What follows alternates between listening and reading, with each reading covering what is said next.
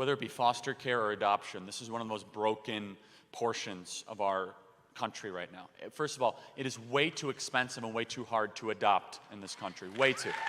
And I don't under, everyone in this room, if everyone in this room went up to a Republican office holder and say, why don't you talk about adoption every single day?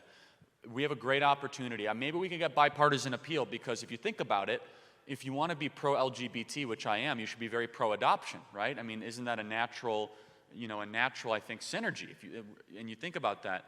And so, but it's way too expensive. The waiting lines are unbelievable. And so we have millions of people in America that are waiting for the opportunity to adopt. And I don't buy into this nonsense that there's any unwanted children. I don't believe that at all. And I just don't. And because there are so many people that are either in same-sex relationships, or there's so many people that are infertile, that can't have children, that have difficulty adopting.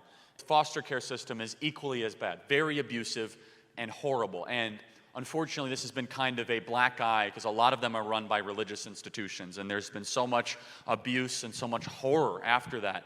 And I'm a Christian. I'm not in the Catholic tradition. I think it's just horrible what's been happening in these foster care homes with these priests. And honestly, they're under-incarcerated, these priests. They are not put in prison at the rates they really should. You look at their sentencing, they do these horrific things. You have 15 boys that come out and accuse these priests of these things, and they're serving like 4 years in prison. And they should be locked up indefinitely. It's just an absolutely horrible thing that this happened. And I think everyone, Catholics alike, completely agree with that. And so look, the foster care system, I don't believe I don't think government is going to be able to fix that. I really don't. I do think, though, that we as conservatives need to take a much closer look at what does a successful foster care system look like, and the adoption system. And if you actually look at, unfortunately, in some of these inner cities, if a kid goes into a foster home, high likelihood of gang violence. And if you want to talk about the true prison pipeline, it's in our foster care system. It really is. And that's a really scary thing.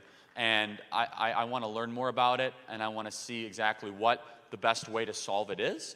But it's so broken. But government's going to screw it up even further. And there are like private-public partnerships of some government-run foster care, and they're horrible. They're absolutely horrible.